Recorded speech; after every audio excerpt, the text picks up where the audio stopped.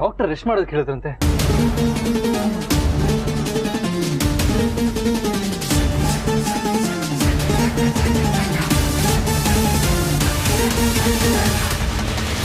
Madam, rest ಮಾಡೋದಕ್ಕೆ ಹೇಳಿದ್ರೆ ಎದ್ದು ಬಂದ್ಬಿಟ್ಟಿದ್ದೀರಾ?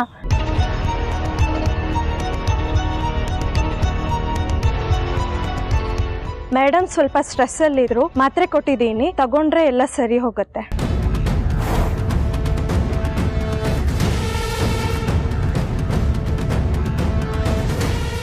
ಮೇಡಮ್, ನೀವು ಯಾವುದೇ ಕಾರಣಕ್ಕೂ ಟೆನ್ಷನ್ ಆಗಬೇಡಿ. ಸರಿ, ನಾನು ಬರ್ತೀನಿ ಮೇಡಮ್.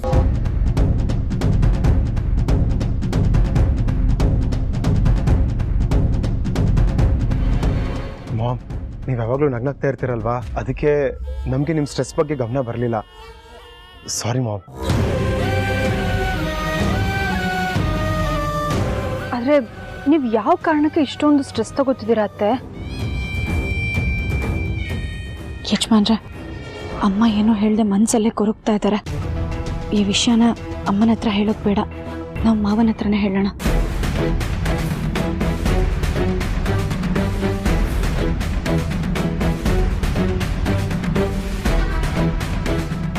ಅಪ್ಪ ಎಲ್ಲಿ?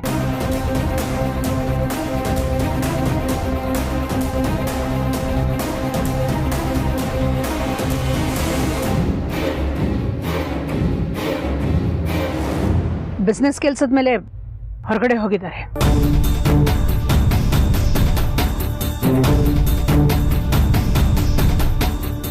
ವಾಪಸ್ ಯಾವಾಗ ಬರ್ತಾರೆ? ನನಗೂ ಅದ್ರ ಬಗ್ಗೆ ಕ್ಲಾರಿಟಿ ಇಲ್ಲ. ಮಾವ ಮನೆಯಿಂದ ಹೊರಗೆ ಎಲ್ಲೇ ಹೋದರೂ ನನಗೆ ತಿಳಿಸ್ತಿದ್ರು, ಇಂಥ ಜಾಗಕ್ಕೆ ಹೋಗ್ತಾ ಇದ್ದೀನಿ, ಅಲ್ಲಿ ಈ ತಿಂಡಿ ವಿಶೇಷ ತಗೊಂಡು ಬರಲ್ಲ ಅಂತ.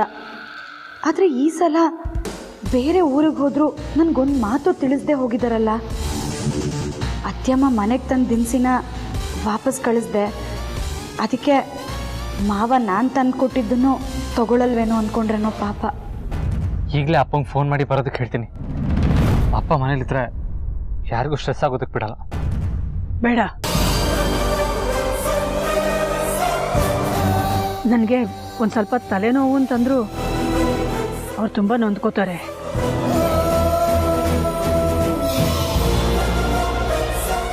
ಅವರಷ್ಟಕ್ಕೆ ಅವರು ಯಾವಾಗ ಬರ್ತಾರೋ ಬರಲಿ. ಅಮ್ಮ ಸ್ಟ್ರೆಸ್ಸಲ್ಲಿರೋದ್ರಿಂದ ಈಗಲೇ ಅನುಷ್ಕಾ ಬಗ್ಗೆ ಹೇಳೋದಕ್ಕಾಗಲ್ಲ.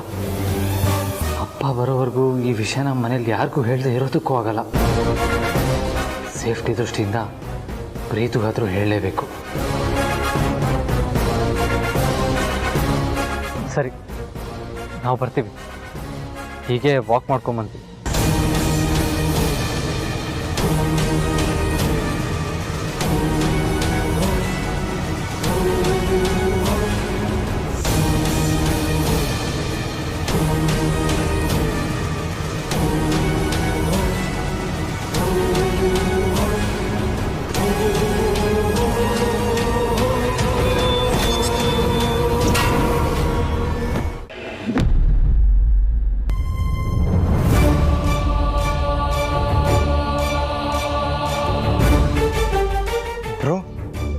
ನೀನು ಅದಕ್ಕೆ ನೀವಾಗೆ ಮನೆ ಬಾಗ್ಲ ಹತ್ರ ಬಂದ್ರಿ.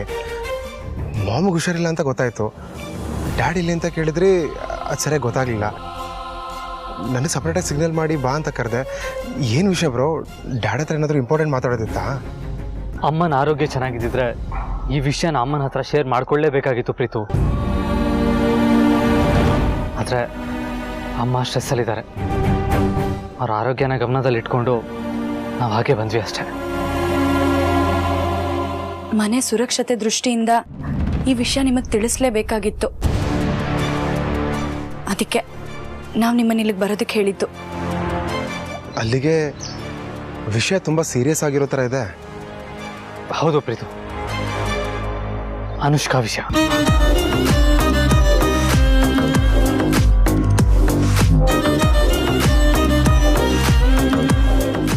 ಯಾವ ಅನುಷ್ಕಾ? ಅಲ್ಲ, ನಮಗೆ ಗೊತ್ತಿರೋದು ಅರುಂಧತಿ ಮಗಳು ಅನುಷ್ಕಾ. ಅವಳಿಗೆ ಬದುಕಿಲ್ಲ. ಮತ್ತೆ ನೀವು ಯಾವ ಅನುಷ್ಕಾ ಬಗ್ಗೆ ಮಾತಾಡ್ತಿದ್ದೀರಾ? ಅದೇ ಅರುಂಧತಿ ಮಗಳು ಅನುಷ್ಕಾ ಬಗ್ಗೆ. ಅರುಂಧತಿ ಮಗಳು ಅನುಷ್ಕಾ ಇನ್ನೂ ಜೀವಂತವಾಗಿದ್ದಾಳೆ ಪ್ರೀತು.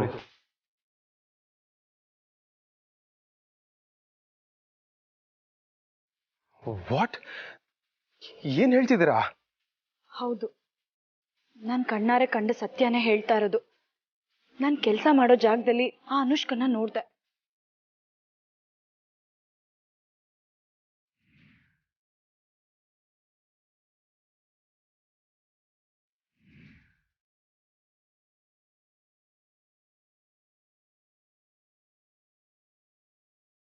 ಹಾಗಾದ್ರೆ ಸತ್ತೋದ್ಲು ಅಂತ ಸುಳ್ಳು ಹೇಳಿದಾರ? ಯಾಕೆ ಹೇಳಿದ್ರು? ಆಮೇಲೆ ಅವ್ರ ಮನೆಗೆ ನಾನು ಹೋದಾಗ ಅವ್ಳ ಫೋಟೋಗೆ ಯಾಕೆ ಹಾರ ಹಾಕಿದ್ರು? ಅವಳು ಸತ್ತೋದ್ಲು ಅಂತ ನಿನ್ನ ನಂಬಿಸೋದಕ್ಕೆ. ಅಲ್ಲ, ಬದುಕಿರೋ ಮಗಳನ್ನ ಸತ್ತಿದ್ದಾಳಂತ ನಮ್ಮನ್ನ ನಂಬಿಸೋದ್ರಿಂದ ಅರುಂಧತಿಗೇನು ಲಾಭ ಆಯ್ತು? ಅದು ನಮಗೂ ಇನ್ನೂ ಒಗಟಾಗೆ ಉಳಿದಿದೆ.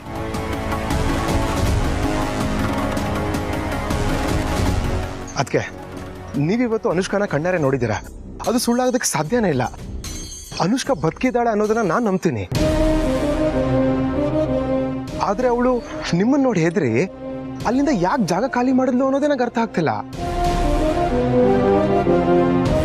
ಯಾಕಂದ್ರೆ ಅವಳು ಬದುಕಿದ್ರು ಸತ್ತಿದ್ರು ನಮ್ಮ ಫ್ಯಾಮಿಲಿಗೆ ಏನು ವ್ಯತ್ಯಾಸ ಆಗಲ್ಲ. ಹಾಗಿದ್ಮೇಲೆ ಅವಳು ನಮ್ಮ ಫ್ಯಾಮಿಲಿಯವ್ರನ್ನ ನೋಡಿ ಯಾಕೆ ಹೆದರ್ಕೋಬೇಕು? ತಾನು ಬದುಕಿರೋ ವಿಷಯನ ಯಾಕೆ ಮುಚ್ಚಿಡ್ಬೇಕು? ಎಲ್ಲ ಪ್ರೀ ಪ್ಲಾನ್ಡೇ ಪ್ರೀತು. ಯಾವುದೋ ಒಂದು ದೊಡ್ಡ ಸಂಚು ಮಾಡೋಕ್ಕಿಂತ ಮುಂಚೆ ಎಲ್ಲ ತಯಾರಿ ನಡೆಸ್ಕೊಂಡೇ ಕೆಲಸ ಶುರು ಮಾಡಿದ್ದಾರೆ. ಅದಕ್ಕೆ ತನ್ನ ಮಗಳು ಜೀವಂತವಾಗಿದ್ರು ಸತ್ತು ಹೋದ್ಲು ಅಂತ ಅರುಂಧತಿ ಕತೆ ಕಟ್ಟಿರೋದು. ಆದರೆ ಈಗ ಅರುಂಧತಿ ಇಲ್ಲ, ರಾಣನು ಅರೆಸ್ಟ್ ಆಗಿದ್ದಾನೆ. ಅನುಷ್ಕಾ ನಮ್ಮ ಫ್ಯಾಮಿಲಿ ವಿರುದ್ಧ ಏನೂ ನಡೆಸ್ತಾ ಇರಬೇಕು. ಅದಕ್ಕೆ ಅವಳು ಕಾರ್ಯ ಸಾಧಿಸೋವರೆಗೂ ನಮ್ಮ ಕಣ್ಣಿಗೆ ಕಾಣಿಸ್ಕೊಬಾರ್ದು ಅಂತ ತಪ್ಪಿಸ್ಕೊಂಡು ಓಡಾಡ್ತಾ ಇದ್ದಾಳೆ ಅಂತ ಅನ್ಸುತ್ತೆ. ನನ್ನ ಪ್ರಕಾರ ನಮ್ಮೆಲ್ರಿಗೂ ಅನಾಮಿಕ ಕರೆ ಮಾಡ್ತಿದ್ದೋಳು ಅವಳೇ.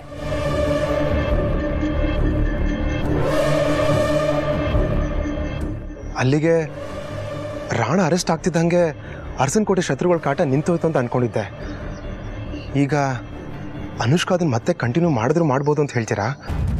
ಹೌದು, ಖಂಡಿತ ಕಂಟಿನ್ಯೂ ಮಾಡ್ತಾಳೆ.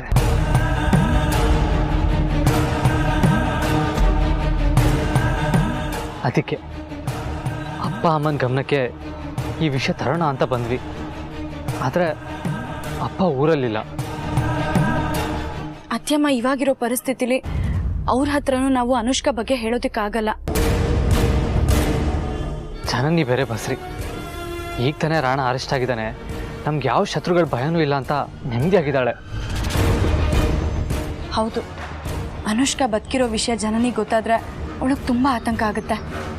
ಅದಕ್ಕೆ ಪ್ರೀತು ಅಪ್ಪ ಅಮ್ಮಂಗೆ ಈ ವಿಷಯ ಹೇಳೋಣ ಅಂತ ಬಂದ್ವಿ. ಆದರೆ ಅಮ್ಮಂಗೆ ಹೇಳುವಂಥ ಸಂದರ್ಭ ಇರಲಿಲ್ಲ. ಅದಕ್ಕೆ ನಿನ್ನ ಕರೆದೆ.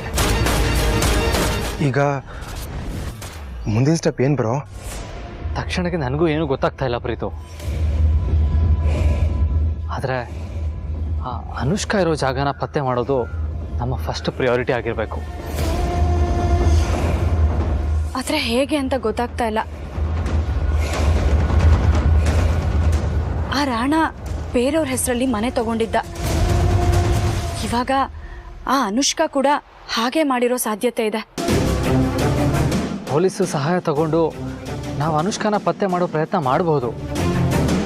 ಆದರೆ ಅಮ್ಮಂಗೆ ವಿಷಯ ಗೊತ್ತಾಗುತ್ತೆ. ಆವಾಗ ಎಲ್ಲ ವಿಷಯನ ಅವ್ರು ಹೇಳಬೇಕಾಗುತ್ತೆ. ಮತ್ತೆ ಸ್ಟ್ರೆಸ್ ಆಗಿಬಿಡ್ತಾರೆ. ಅದಕ್ಕೆ ನಾವು ಮೊದಲು ಅನುಷ್ಕಾ ಅಥವಾ ಅವಳಿರೋ ಜಾಗನ ಪತ್ತೆ ಹಚ್ಚೋದ್ರ ಬಗ್ಗೆ ಯೋಚನೆ ಮಾಡಬೇಕು. ಅವಳಿರೋ ಜಾಗ ಪತ್ತೆ ಆದರೆ ಅವಳ ಮುಂದಿನ ಉದ್ದೇಶ ಏನು ಅಂತ ತಿಳ್ಕೊಳ್ಳೋದು ಅಷ್ಟು ಕಷ್ಟ ಅಲ್ಲ. ಪ್ರೀತು, ಇನ್ಮೇಲೆ ಅರಸನಕೋಟೆಗೆ ಬರೋ ಪ್ರತಿಯೊಬ್ಬರ ಮೇಲೂ ನಾವು ಗಮನ ಇಡಬೇಕು. ಓಕೆ ಬ್ರೋ, ಅದ್ರ ಕಡೆ ನಾನು ಗಮನ ಕೊಡ್ತೀನಿ. ಮಾವ ಇಂಥ ಸಮಯದಲ್ಲೇ ಕೆಲಸದ ಮೇಲೆ ಹೊರಗಡೆ ಹೋಗ್ಬೇಕಿತ್ತ? ಅವ್ರು ಇದ್ದಿದ್ರೆ ಅತ್ತೆಮ್ಮಂಗೆ ಚಿಂತೆಲಿರೋದಕ್ಕೆ ಬಿಡ್ತಾ ಇರಲಿಲ್ಲ. ಮಾವ ಅದ್ಯಾವ ಊರಿಗೆ ಹೋಗಿದಾರೋ, ಯಾವಾಗ ಬರ್ತಾರೋ ಏನೋ.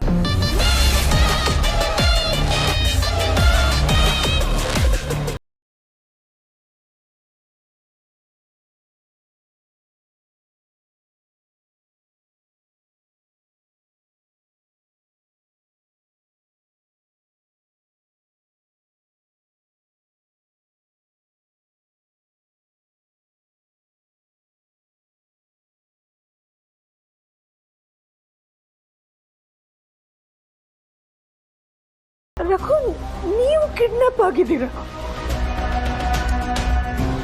ಅರಸನಕೋಟೆ ರಘುರಾಮ್ನ ಯಾರಾದ್ರೂ ಕಿಡ್ನಾಪ್ ಮಾಡೋ ಯೋಚನೆನಾದ್ರೂ ಮಾಡಕ್ ಸಾಧ್ಯನಾ? ಯಾರೋ ಅಪಹರಿಸಿ ನಿಮ್ಮನ್ನ ಕಟ್ಟಾಕಿ ಫೋಟೋ ಕಳಿಸಿದ್ದಾರೆ. ಇದನ್ನ ನಾನು ಹೇಗೆ ಅರಗಿಸ್ಕೊಳ್ಳಿ? ಇದನ್ನ ನೋಡ್ದಾಗಿದ್ದ ನನ್ನ ಕೈಕಾಲೆಲ್ಲ ನಡುಗ್ತಾ ಇದೆ. ರಘು, ನೀವು ನಡುಗ್ತಾ ಇದ್ದೀರಾ. ನಿಮ್ ಕಣ್ಣಲ್ಲಿ ಆ ಭಯ ಸ್ಪಷ್ಟವಾಗಿ ಕಾಣ್ತಾ ಇದೆ. ಇದೆಲ್ಲ ಹೇಗಾಯ್ತು? ಯಾಕಾಯ್ತು? ಕೆಲವೇ ಕ್ಷಣಗಳ ಹಿಂದೆ ನೀವು ನನ್ನ ಕಣ್ಣು ಮುಂದೆನೇ ಇದ್ರಿ. ಇಲ್ಲೇ ಕುತ್ಕೊಂಡು ನಾವಿಬ್ರು ಮಾತಾಡ್ತಾ ಇದ್ವಿ.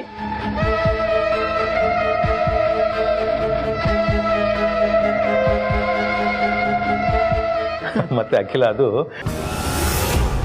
ನಿಮಿಷ, ಯಾವುದಿದು ಅನ್ನೋನ್ ನಂಬರ್? ಹಲೋ, ಹೌದು, ನಾನೇ ರಘುರಾಮ್. ಏನು ವಿಷಯ? ಹೌದಾ? ಯಾವಾಗ? ಯಾವ ಹಾಸ್ಪಿಟ್ಲು?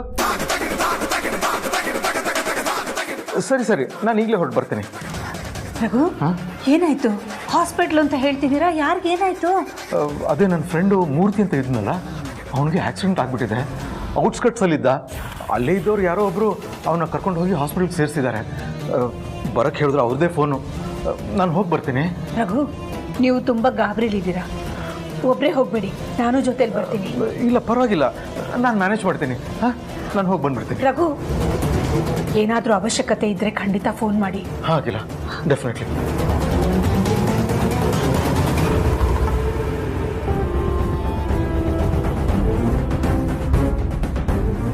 ಫ್ರೆಂಡ್ಗೆ ಆಕ್ಸಿಡೆಂಟ್ ಆಗಿದೆ, ನೋಡ್ಕೊಂಡು ಬರ್ತೀನಿ ಅಂತ 4 ಗಂಟೆಗೆ ಹೋದ ರಘು ಇದುವರೆಗೂ ಬಂದಿಲ್ವಲ್ಲ? ಅಲ್ಲ, ಒಂದು ಕಾಲು ಕೂಡ ಮಾಡಿಲ್ಲ.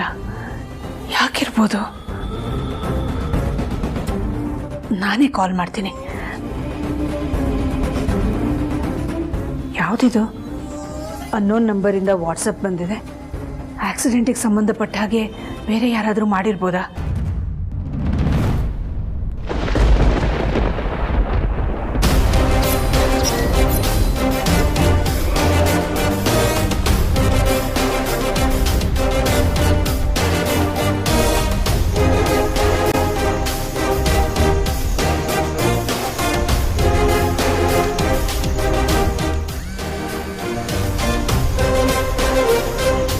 ಹಲೋ,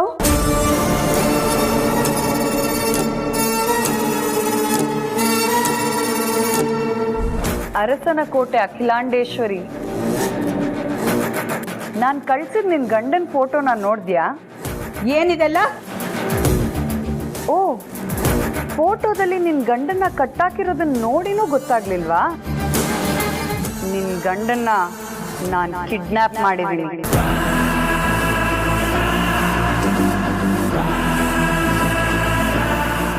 ಕಿಡ್ನಾಪ? ಅರಸನಕೋಟೆ ಯಜಮಾನನ ಕಿಡ್ನಾಪ್ ಮಾಡಕ್ಕೆ ಎಷ್ಟು ಧೈರ್ಯ ನಿನಗೆ?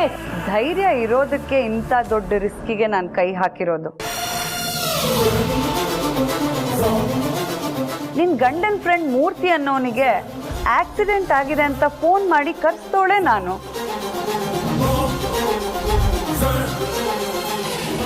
ಅರಸನಕೋಟೆಯ ಭದ್ರ ಕೋಟೆಯಿಂದ ನಿನ್ನ ಗಂಡನ ಸಿಂಗಲ್ ಆಗಿ ಹೊರಗೆ ಕರ್ಸ್ಬೇಕಿತ್ತು. ಹೊರಗೆ ಬಂದ, ಕಿಡ್ನಾಪ್ ಆದ. ನೀನು ಮಾಡಿರೋದು ಧೈರ್ಯಸ್ಥರು ಮಾಡೋ ಕೆಲಸ ಅಲ್ಲ, ಹೇಡಿಗಳು ಮಾಡೋ ಕೆಲಸ.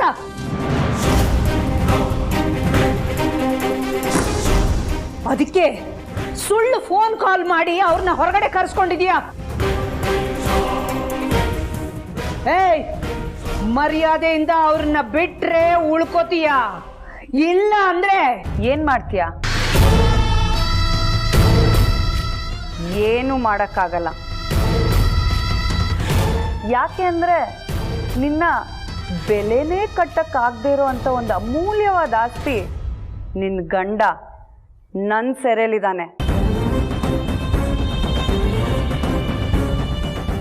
ಜಾಸ್ತಿ ಮಾತಾಡ್ದ್ಯೋ ಅವನ ಕಾಲು ಕೈ ಕತ್ತರಿಸಿ ಅರ್ಸನ್ ಕೋಟೆಗೆ ಪಾರ್ಸೆಲ್ ಮಾಡಬೇಕಾಗತ್ತೆ.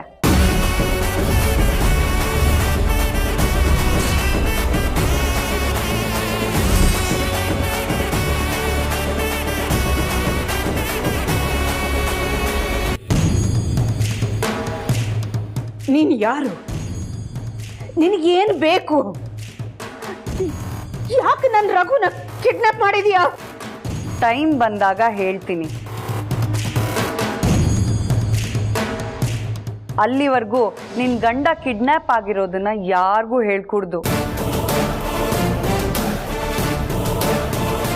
ಪೊಲೀಸರ ಸಹಾಯ, ಮಕ್ಕಳ ಸಹಾಯ ಅಂತ ಏನಾದರೂ ಹೋದ್ಯೋ ನಿನ್ ಗಂಡನ ಪ್ರಾಣ ಹೋಗುತ್ತೆ. ಹುಷಾರ್.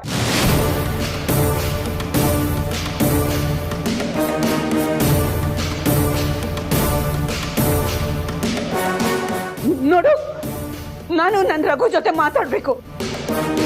ಈಗಲೂ ಅವ್ರು ನಿನ್ ಬಂಧನದಲ್ಲೇ ಇದ್ದಾರೆ ಅಂತ ನಾನು ಹೇಗೆ ನಂಬೋದು? ಜೀವಂತವಾಗಿದ್ದಾನೋ ಇಲ್ವೋ ಅಂತ ತಿಳ್ಕೊಳ್ಳೋಕೆ ಈ ಪ್ರಶ್ನೆ. ನಾನು ಹೇಳ್ದಾಗ ನೀನು ಕೇಳೋವರೆಗೂ, ಈ ಕಿಡ್ನಾಪ್ ಮ್ಯಾಟರ್ನ ನಿನ್ನೊಳಗೆ ಇಟ್ಕೊಂಡು ಕೊರ್ಗೋವರೆಗೂ ನಿನ್ನ ಗಂಡ ಇಲ್ಲಿ ಸೇಫ್ ಆಗಿರ್ತಾನೆ. ಇಲ್ಲ ಅಂದರೆ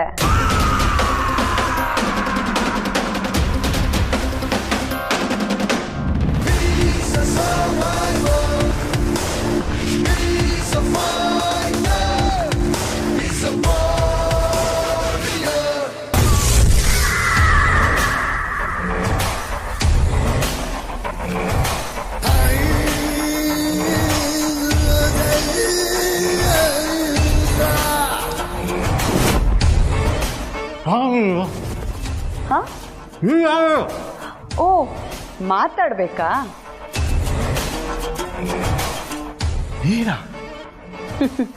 ಎಸ್, ನಾನೇ ಅನುಷ್ಕಾ. ನೀನೇನು ಸತ್ತಿಲ್ವಾ? ಬದುಕಿದೀಯಾ? ಪಾಪಿ ಚಿರಾಯು ಅಂತಾರೆ, ಕೇಳಿದ್ಯಾ? ಈ ಅನುಷ್ಕಾ ಪಾಪಿ. ಇಷ್ಟು ಬೇಗ ನಾನ್ ಸಾಯಲ್ಲ.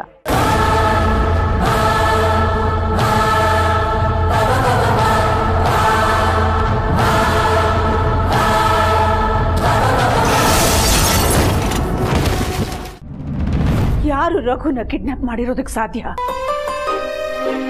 ಬಿಸ್ನೆಸ್ ಅಂದಮೇಲೆ ರೈವಲ್ರಿ ಸರ್ವೇ ಸಾಧಾರಣ. ಆದ್ರೆ ಅರಸನ ಕೋಟೆ ರಘುರಾಮನ ಟಚ್ ಮಾಡೋ ಧೈರ್ಯ ಯಾರಿಗೂ ಇರಲಿಲ್ಲ. ಯಾರೋ ಒಬ್ರು ಧೈರ್ಯ ಮಾಡಿದ್ದಾರೆ. ಧೈರ್ಯ ಅಲ್ಲ, ಹೇಳಿತನ ತೋರಿಸಿದ್ದಾರೆ. ಅವ್ರಿಗೇನ್ ಬೇಕು? ಅವ್ರ ಉದ್ದೇಶ ಏನು? ಹಣನಾ? ಇಲ್ಲ, ಹಣ ಕೇಳಲಿಲ್ಲ. ಟೈಮ್ ಬಂದಾಗ ಹೇಳ್ತೀನಿ ಅಂತ ಹೇಳಿದ್ಲಲ್ಲ, ಆ ಟೈಮ್ ಯಾವಾಗ ಬರುತ್ತೆ? ಅಲ್ಲಿವರೆಗೂ ಆ ಕಿಡ್ನಾಪರ್ ಕೈಯಲ್ಲಿ ಸಿಕ್ಕಾಕೊಂಡಿರೋ ರಘು ಗತಿ ಏನು?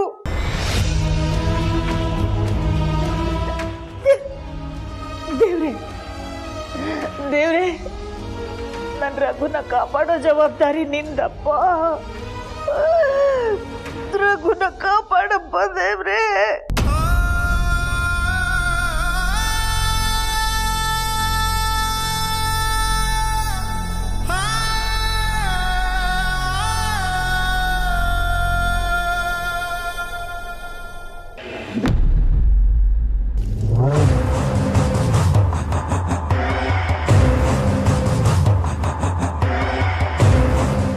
ಅನುಷ್ಕನ್ ಬಗ್ಗೆ ವಿಚಾರಿಸ್ಕೊಂಡು ಬರ್ತೀನಿ ಅಂತ ಹೋದ್ ನನ್ನ ಮೈದ್ನ ಯಜಮಾನ್ರು ಇನ್ನೂ ಬಂದಿಲ್ವಲ್ಲಪ್ಪ. ಫೋನ್ ಮಾಡಿದ್ರು ತೆಗಿತಾ ಇಲ್ಲ. ಗಾಬರಿ ಆಗ್ಬಿಡಮ್ಮ, ಫೋನ್ ಮಾಡು ಮತ್ತೆ.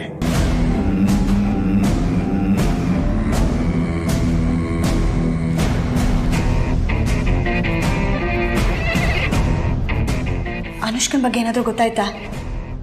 ನಮ್ಮ ಸೋರ್ಸ್ ಮೂಲಕ ಅನುಷ್ಕಾ ಬಗ್ಗೆ ಪತ್ತೆ ಮಾಡೋದಕ್ಕೆ ಟ್ರೈ ಮಾಡಿದ್ವಿ ಪಾರು, ಆದರೆ ಏನೂ ಗೊತ್ತಾಗಲಿಲ್ಲ. ಇತ್ತೀಚೆಗೆ ಎಲೆಕ್ಷನ್ ಮುಗೀತಲ್ವಾ, ಅದಕ್ಕೆ ವೋಟರ್ಸ್ ಲಿಸ್ಟಲ್ಲಿ ಹುಡ್ಕಕ್ಕೆ ಹೇಳಿದ್ದೀವಿ. ಹುಡುಕಿದ್ರೆ ಅನುಷ್ಕಾ ಮನೆ ಅಡ್ರೆಸ್ ಆದ್ರೂ ಸಿಗುತ್ತಲ್ವಾ?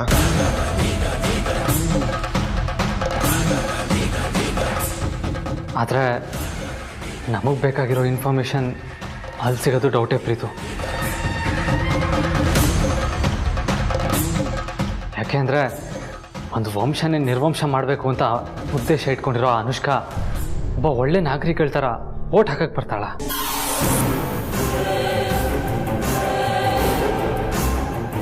ಸಾಧ್ಯನೇ ಇಲ್ಲ. ಅವ್ರ ತಲೆಯಲ್ಲಿ ಬರೀ ದ್ವೇಷ ಅನ್ನೋದೇ ತುಂಬಿಕೊಂಡಿದೆ.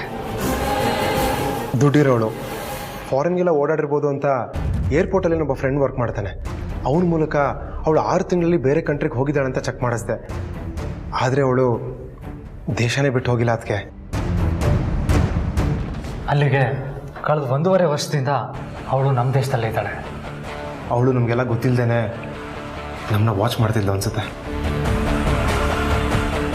ಅದೇನಾದರೂ ನಿಜ ಆಗಿದ್ರೆ ಅವಳ ತಲೆಯಲ್ಲಿ ಏನೋ ಭಯಂಕರವಾದ ಯೋಚನೆನೇ ಓಡ್ತಾ ಇರುತ್ತೆ. ಅದು ನಮ್ಮ ಅರಸನ್ ಕೋಟೆ ಮೇಲೆ ಸೇಡ್ ತೀರಿಸ್ಕೊಳ್ಳೋದೇ ಆಗಿದ್ದಿದ್ರೆ